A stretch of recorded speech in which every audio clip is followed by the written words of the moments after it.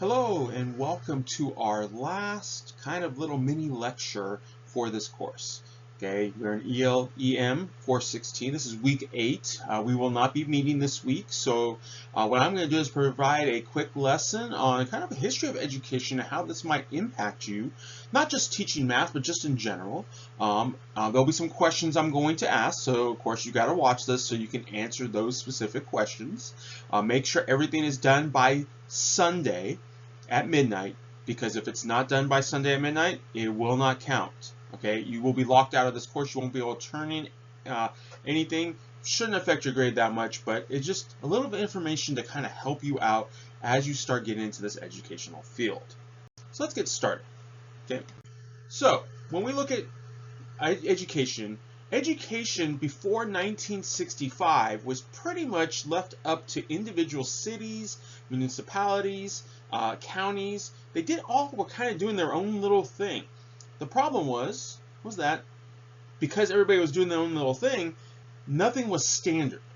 And so the Elementary and Secondary Education Act of 1965 was really geared towards federal funding going to public elementary, middle, and high schools in America, but also making sure that they were all doing, I don't want to say the same thing, but similar things to where you could see how things are going within the entire school system. Okay, a lot of the idea was that, we're talking 1965, civil rights era, the idea of equal access to education, because some states give more to education than others. California in itself gives 50% of its budget to education. So whatever money that the government has in California, 50% of it has to go to education. Other states are not like that. So you saw a wide disparity on who had access and who didn't. Okay, and we want to make sure in 1965 that everybody had the same access. This also was the really big portion of what we deal with today. That's Title I funding. Okay, Title I funding is federal money that's based upon low-income families. And so we see even here in Bakersfield, where we're located, for those of us that are here, that a lot of our schools have Title I funding. The idea is that it's supposed to raise the floor. Okay, so that way kids have access to things, to materials, to supplies that normally they would not have access to based upon their income. Whereas in other parts of our city, parents may have that, schools may have all of that stuff, where we would just want to make sure we're on equal footing. Now, Title I funding could be used for school-wide programs, including like tutoring, extra support classes, resources for students, whether that be technology-based or paper-based, or even funding for instructional assistants to help out. So we call that targeted assistant programs. So that's a big thing within our school systems that we had. Now you think 1965, so we're looking at like 60 years of this particular act. So, the first question I'm going to ask you for this lesson, and hopefully you're paying attention, is that how do you see Title I funding in our local schools currently? Where do you see it? Now, some of you guys are in schools, so you can see some of those things. You might even be paid out of Title I funds. Okay, for me, I work at Golden Valley High School. We have a large Title I budget because socioeconomically, we do have a lot of low-income students. So that allows us to pay for extra things such as a boost class to help kids in algebra so that they can pass algebra, which is a graduation requirement. We see it with extra funds for technology, things to help students out. We see it for extra sections so we can offer lower class sizes. So there's a lot of benefits to Title I funding. But where do you see it in the schools maybe your kids go to? Where do you see it in the schools that maybe you work at? Title I funding is a major portion of what we have in a lot of our school districts, especially in certain parts of our state and even our nation. So it can be very valuable for schools to have that funding. Now remember, not everybody gets the same amount of Title I funding. Some get more, some get less. This Education Act in 1965 was really big on trying to recruit and attract high quality teachers to the profession. Okay, the idea is that if you have differing standards per state, that's a problem, because some states will then have better teachers and some states will not. You want to make sure it's high quality across the board. Okay, and the Elementary and Secondary Education Act, it prohibited creating a national curriculum. The problem is, what works well in California may not work well in Nevada, or may not work well in Massachusetts. So having a national curriculum, especially when we're talking about 300 million people, just doesn't seem feasible. Now, there should be some standards that are across the board, but how it's taught, that's one of the things that they wanted to make sure that there was no national curriculum, because not everybody was going to agree on it. It'd be just too hard to do that. That leads us to Equal Educational Opportunities Act of 1974.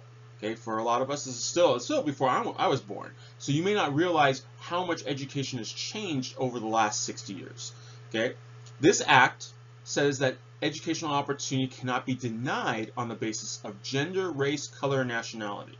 Okay, so you got to remember, coming out of the civil rights era, going into the 70s, there are plenty of places where it was not equal. Okay, we still are fighting for equality in many respects. So because of that, they had to actually do something about it. Okay, you can't segregate within a school or district. You can't say all the browns go this way, all the blacks go here, all the whites go here, because that would just be wrong. Okay, and I hate to say it like that, but that's the way it was. Okay, you can't discriminate students, you can't discriminate within staff or faculty, because that creates a problem. You talk about hostile work environment, that actually was happening because people were not getting the same education. You were tracked based upon potentially your gender, your race, your color, your nationality, for no reasons, not because of how smart you were, but what you look like, and we couldn't do that. Okay, some court cases that came along with that: Lau versus Nichols in 1974, Castanet versus Picard in 1981, Plyer versus Doe in 1982, and then this was really kind of the start of the change in education. So this study, A Nation at Risk, The Imperative for Educational Reform, which was published during the Reagan administration in 1983, was a scathing indictment of the American educational system. One of the things that we saw was that people weren't learning. You look at some of the context of the era. We had just barely started coming out of a major recession. That was from the 70s. Less and less people were going into higher education. There was a lot of job loss because middle income, living, kind of a middle wage was just disappearing.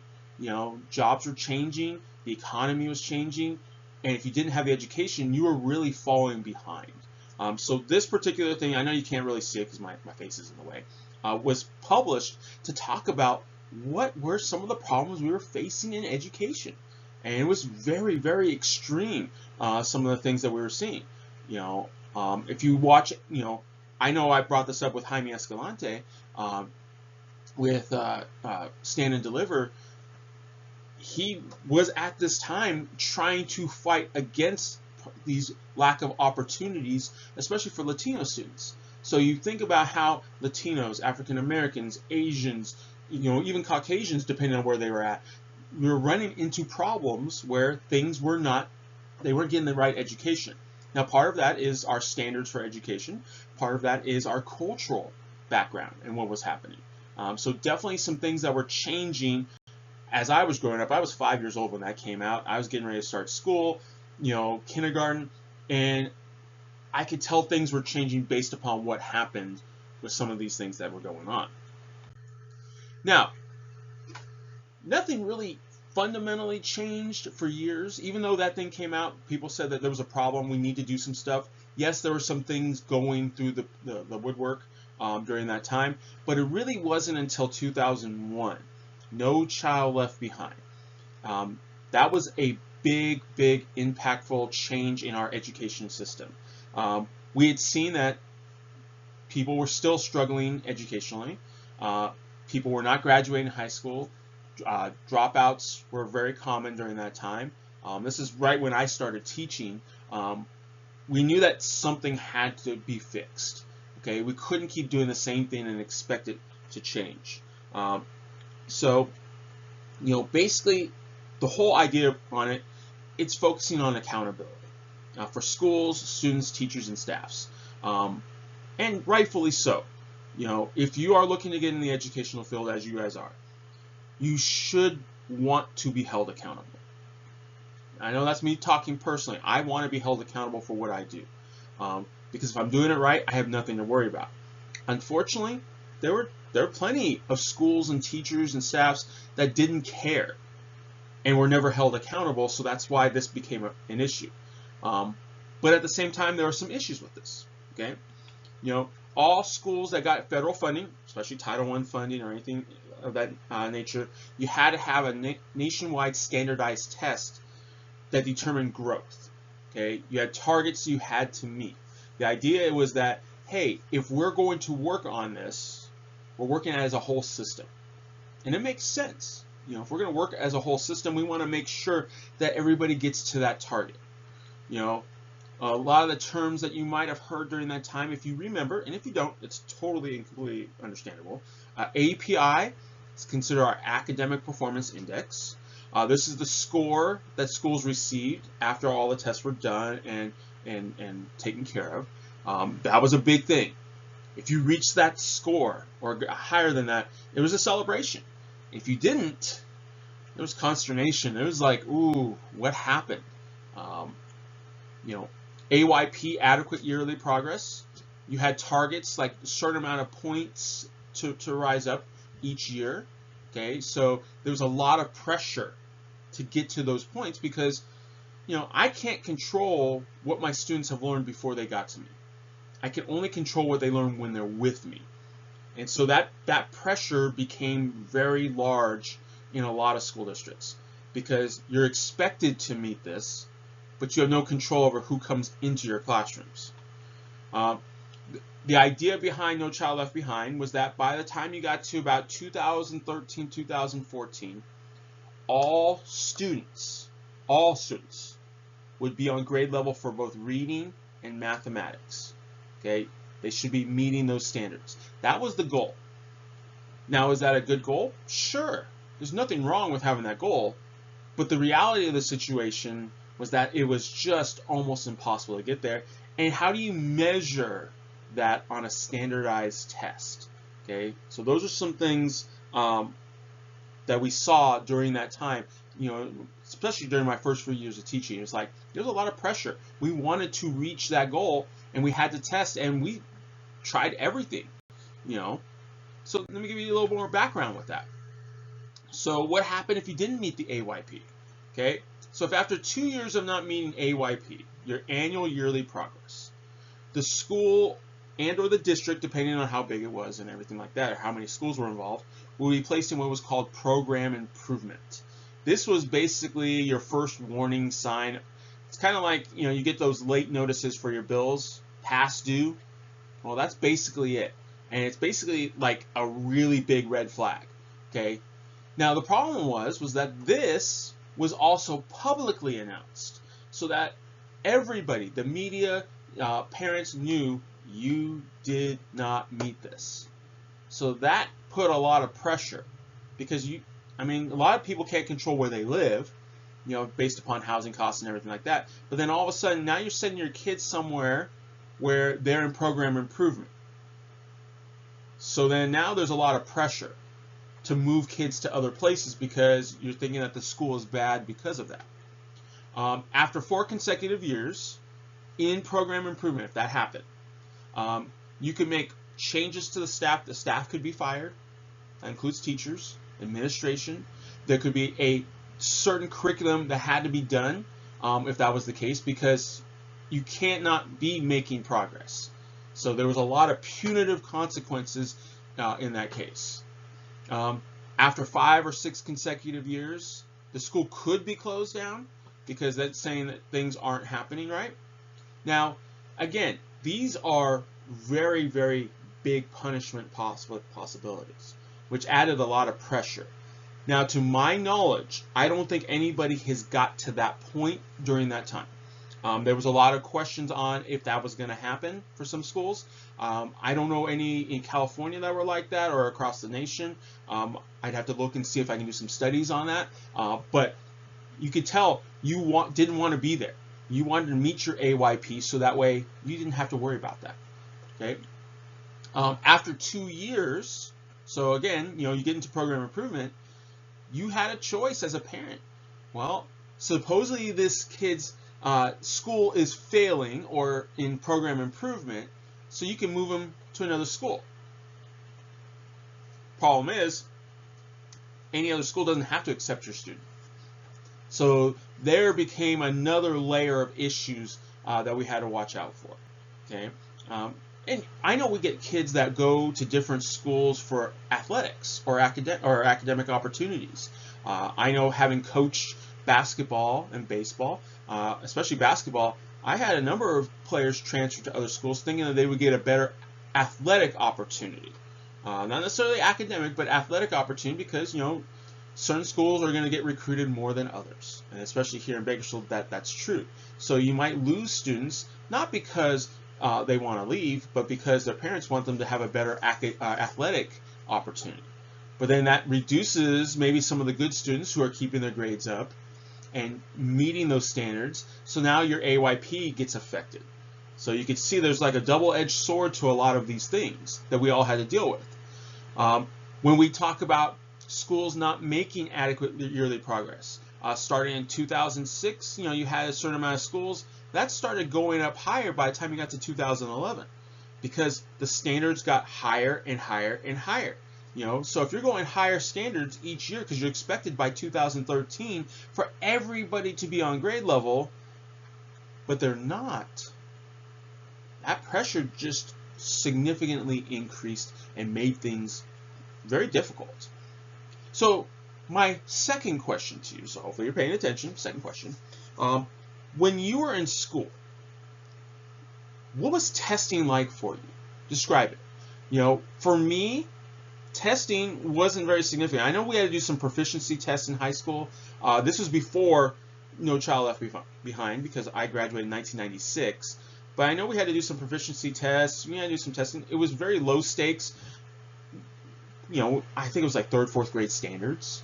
I know when I started teaching, we started doing this. We had our CSTs that everybody had to do. We also had the high school exit exam at one point. So that was a lot of pressure right there for the students. But what was testing like for you? What did you go through in terms of testing? Because everybody's experiences is different. Was there pressure to do well? Did teachers try to tell you, hey, please do the best job you can? Or did teachers de-emphasize it? Let me know as part of your answers to this question. Because that's really important to kind of understand from a student's perspective. Okay. Again, I never had to deal with this as a student. I had to deal with this as a teacher. So there's a little bit of a difference between what we felt and what you felt. Okay. Now, that's why I talk about pressure, because pressure based upon test scores was real. Okay. We were under a lot of pressure to meet our goals. We wanted to show that that our students were doing well. Okay. All students had to meet these goals, and that was regardless of status. Think about it. EL students, English language students, whether it be like coming from like Latin American countries or Asian countries or India, Pakistan, they had to be 100% proficient by 2014, 2015. But that also included special ed students. They were expected to be 100% proficient.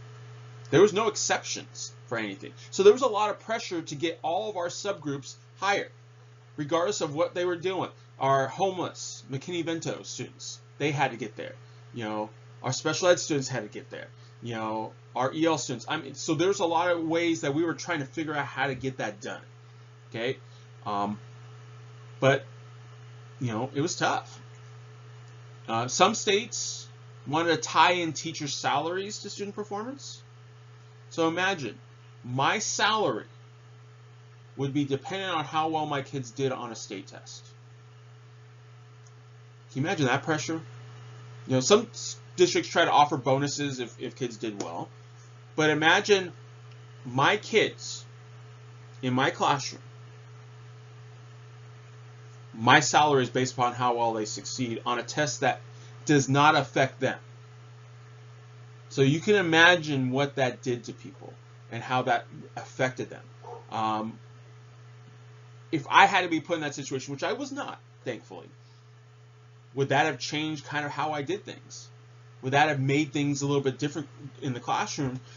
Because now I am like, I've got to put the pressure on the students to do well. And if they don't do well, if one kid comes and takes a test and they are not feeling well that day, they have a headache, their parents fought, the whole host of reasons, but now my salary is dependent on how well they do, what could that lead to? Okay, so we talk about pressure for the staff and students and administrators. That's what we were going under. Now, depending on where you were working, you might have less pressure than others, but that was significant. Okay, and even if you were showing growth, if you didn't meet your AYP, your annual yearly progress, say you had a 20-point gain you had to get, and you made 19, that's considered failure still, at least in the eyes of the accountability. Is that right? If I've got a number of kids reading at the 2nd grade level in high school, and I get them up to the 5th grade, that's growth. They're getting there, but it's still considered failure because they're not at, say, the 9th grade or the 10th grade. There's only so much you can do with the students that come into your classroom, so that something like that was really tough because you could be doing everything right, but it's not enough according to the metrics that were given to us for accountability. A lot of teaching to the test ended up happening. We're talking about a multiple choice standardized test. Well, instead of focusing on the fun stuff that we like to do in the classroom, we had to say, okay, you need to memorize these things because this is going to show up on the test. That makes learning not as much fun. It doesn't give a lot of incentive for the students to really try to learn. Okay, so those are things that we had to deal with. Okay, a lot of times you can barely see it here. What'd you learn in school today? Hey, how to fill out a Scantron, how to fill out a multiple choice test.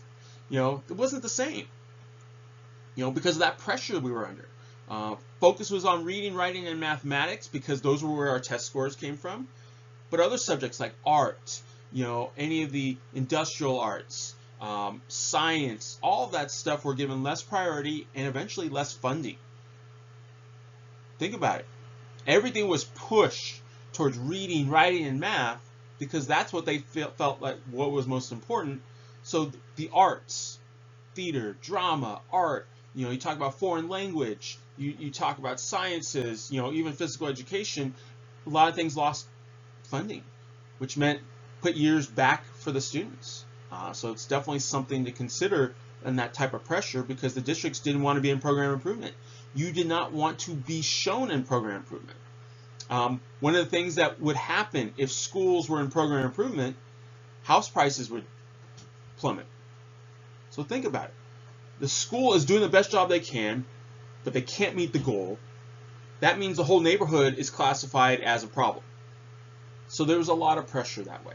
Okay, I know they did some studies in North Carolina that schools that were in program improvement, not because they were doing bad things, not because it was a bad school, but just because they had that status, the neighborhood suffered as a result in terms of home prices. Okay, so, and you think about it, you talk about where you want to buy a home, you want to buy it where the schools are good, because if your kids are going to go there, you want them to get a good education. Well, if it's in program improvement, even if they were doing everything just fine, because you can get in program improvement for, say, your low EL kids not meeting the standard, but everybody else does. Not because something went wrong, it's just that's what happened, and now home prices go down. So very much there was a lot of pressure during that time, because we wanted accountability, but how were you going to truly do that? Okay.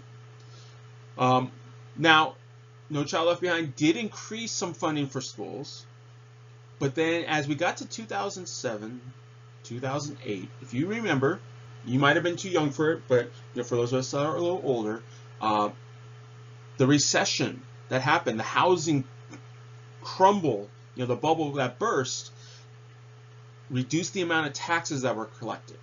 Okay, so states had to make up the differences based upon the funding to meet all the requirements of the law, and that made it tough.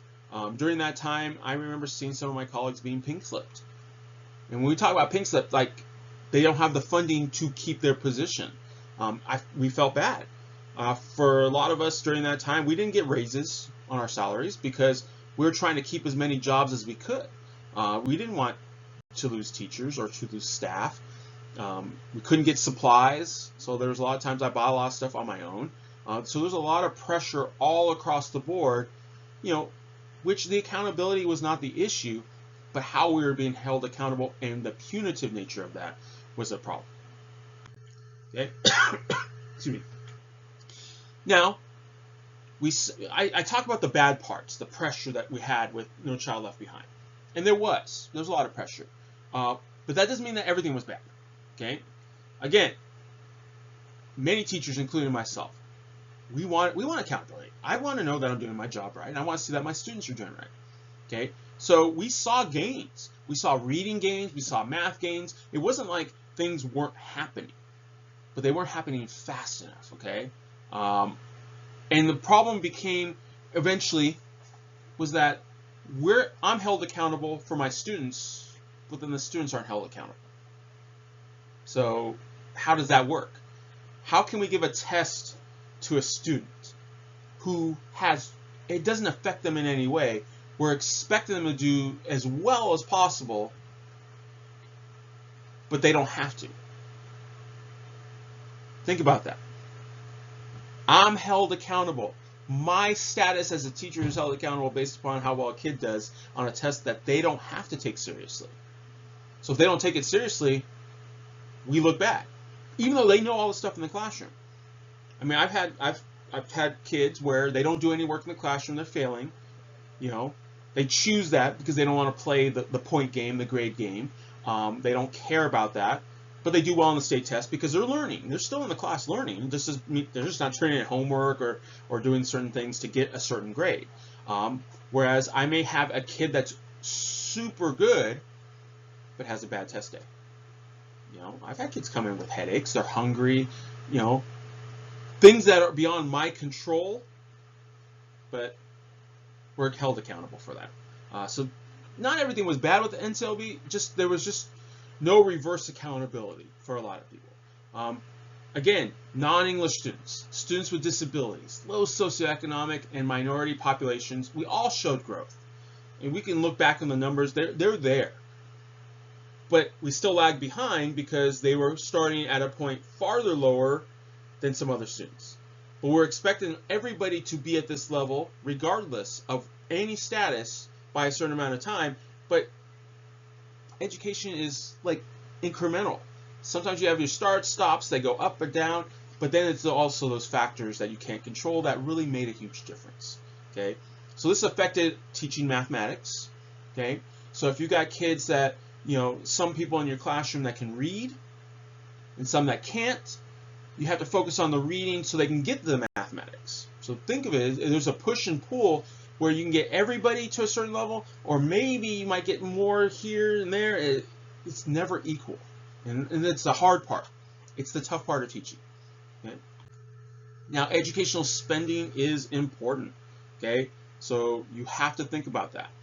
When we talk about what federal spending is happening, for a long period of time, federal spending, there wasn't a lot. A lot of it was based upon local funding. So county, city, state funding would take care of schools. As we started to get that accountability, we wanted federal funding to help take some of that pressure off the states, especially with the recession. Well, the problem is that just because you spend more money doesn't mean that the scores go up. Okay, that's a problem. You can't expect just throwing money at a situation is going to do it. You had to have a good plan. And part of that was like thinking that, well, if we spend money in the schools, that the schools will automatically get better. it doesn't solve some of those underlying problems. We talk about where U.S. public education really does happen. We still, a large part of our educational funding for all of our schools is not from the federal government. It's mainly from state and local sources. So your state income tax, if you have it, your local income tax, all the taxes you pay on your property. I know, it seems crazy that taxes have gone up, but it's to pay for these things. And so a lot of times there's propositions, there's things that are put on the ballot to raise, taxes for the schools, because otherwise things wouldn't get done.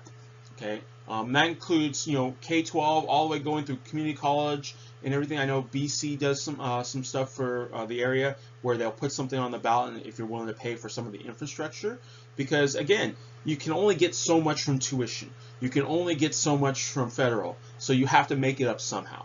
Okay, so and then that's where, if we have a problem in the economy, the state sources and the local sources shrink, which means the whole budget shrinks, which means that we have to make really hard decisions on, can we offer certain classes? Can we offer, can we get materials? Can we get the new technology that is necessary, to help? So there's a lot of things that have to be thought of when you're dealing with education. When you talk about state funding, and specifically the recession back in 2007, all the way going to it really didn't start changing until about 2013, because we were just hurting. Think about all the homes that foreclosed here in California. Not just California, but across the country. But all of a sudden, all those homes that foreclosed meant that people weren't paying taxes. So the taxes that you normally get each year from those homes disappeared. So all of a sudden you see a drop. Now in California, 50% of funding goes to education. So if all the funding goes down, that means that 50%, it's still 50%, but it's 50% of a lot less. So that made a huge difference. So we were struggling. We had some federal funding to help out, but again, there were decisions that had to be made, cuts had to be made to programs, to services. It was a struggle. So my third question here, we know that the economy is in a state of flux right now. Politically, with everything that's going on, you see the stock market going up and down. Okay, we see signs of a recession. We see signs of stagflation, if you've heard that term before. We see signs that things are getting more expensive.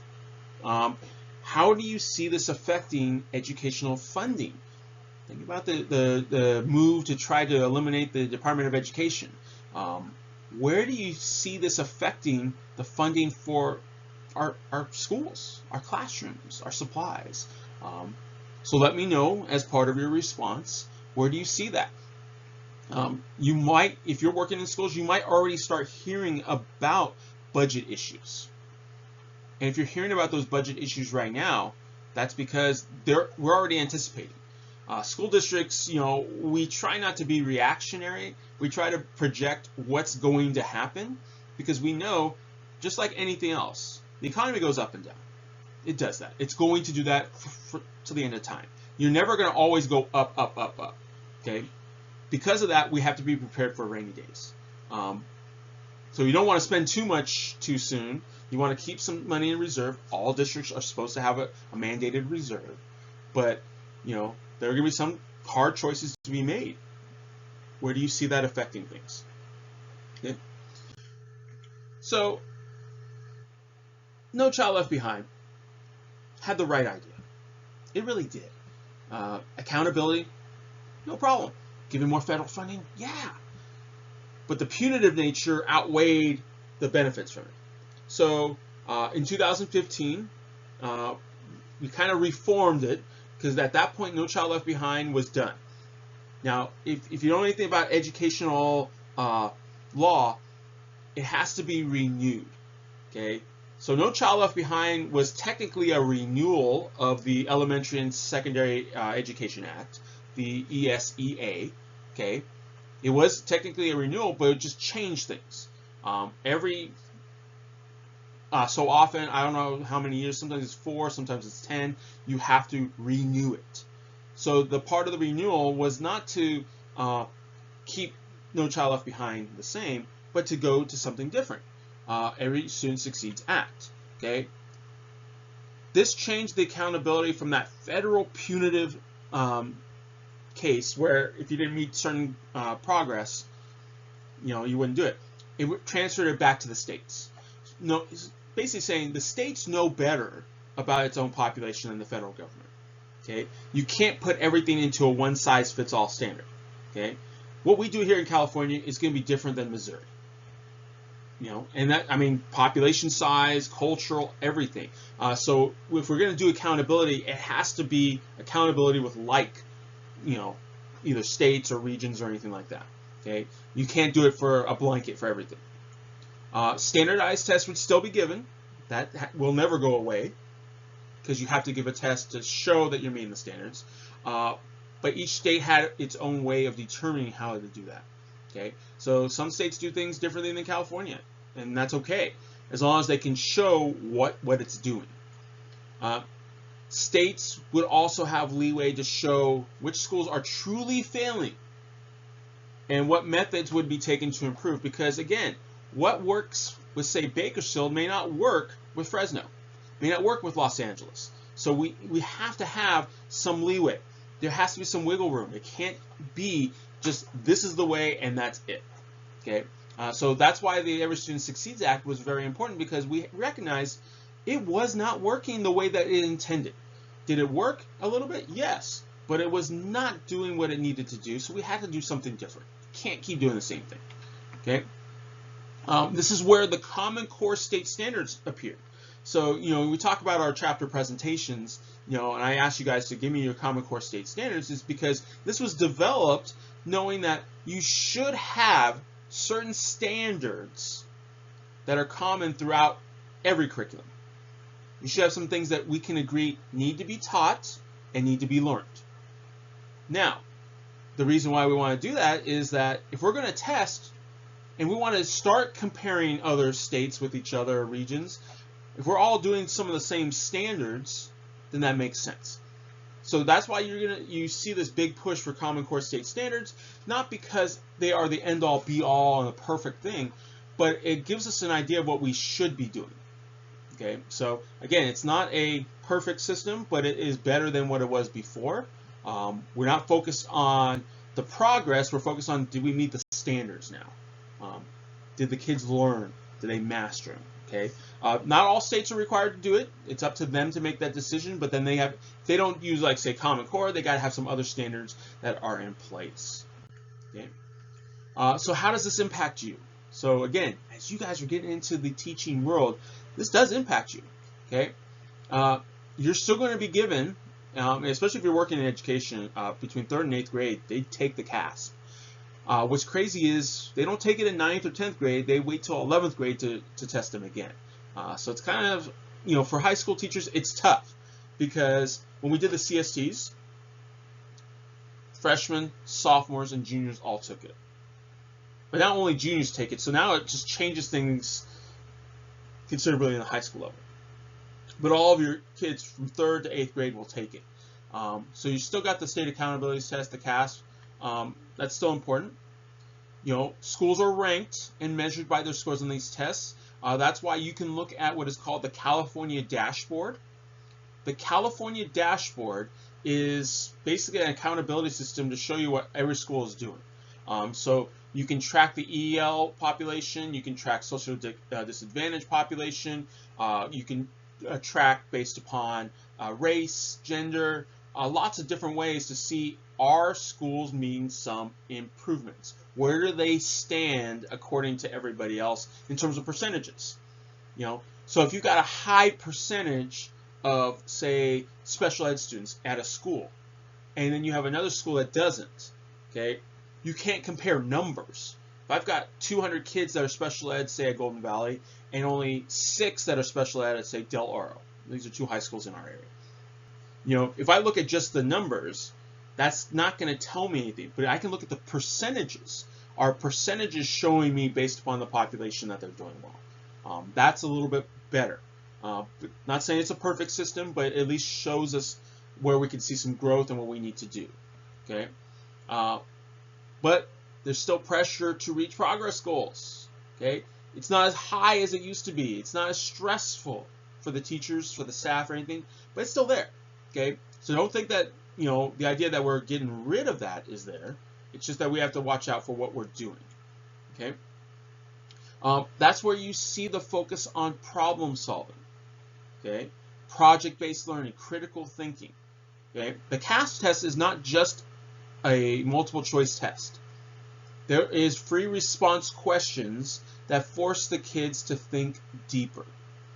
So when we talked about our activities for our chapters, it wasn't just, hey, let's give them a worksheet and that's it. We want them to think more deeply about either number sense, about probability, about addition, subtraction, fractions. We want them to think, because that's the key in order to unlock some of the things that we do. Okay, so that's why you'll see that throughout curriculum, especially math curriculum going forward. It is never going to be just, hey, teach to the test anymore, because that test is more dynamic. Now, we still have problems with funding. Okay, funding is always going to be a thing. Teacher shortages are truly an issue. People just don't want to go into teaching anymore, partly because the pay. Now, here in California, I work for the current high school district. We pay really good. Okay, I'm not going to lie. I'd make probably close to the same amount working in LA. But I pay more in housing costs in LA. So I'd actually take a pay cut. If I wanted to go to Oregon, I've actually looked into it. Wanted to see. I would take at least a $25,000 pay cut just to work there, because they don't pay as much. You go to other states, say in the Midwest, you may not get paid as much. So there's a lot of teacher shortages because teachers are struggling to make ends meet because their salaries have not risen at the same level as the inflation rate. So you're actually getting a degree, doing all the work to get certified, and then you're not getting paid enough. So that does have an effect. And they're still expecting you to do the same job, but working just as many hours, if not more. So a lot of those things threaten. Obviously, COVID-19 threatens a lot of things because of everything, the learning loss that we had there. There's a lot of things that are going on. So my last question for you is, over the next, say, 10 years, based upon what you're hearing here, what do you expect to see in terms of education? What are your thoughts on education as a whole? Do you think it's going to change fundamentally? Is it going to be where we track people? I know in other countries, say like Sweden or Finland, some of these countries who have super high test scores, but that's because they take their students, like say like by 8th grade, and some are going to university, some are going a trade. They make that decision to do that because, again, we have students in our classroom that don't care. What do you do with those kids? Can't just put them out on the street, but do you want to put them in the same classroom as the kids that want to learn? So there's a lot of questions of where education is going to be. You have thoughts about charter schools, religious schools. I know that's been in the news, especially with the Supreme Court. Where does funding go, and what happens with education as a whole? Where do teachers fall into this? Where do staffs fall into this? Funding is a big issue. So that's my next one. Where do you see it in the next 10 years? Next 10 years, I know I'll be getting close to retirement. I think I got about 13 years left in K-12 education.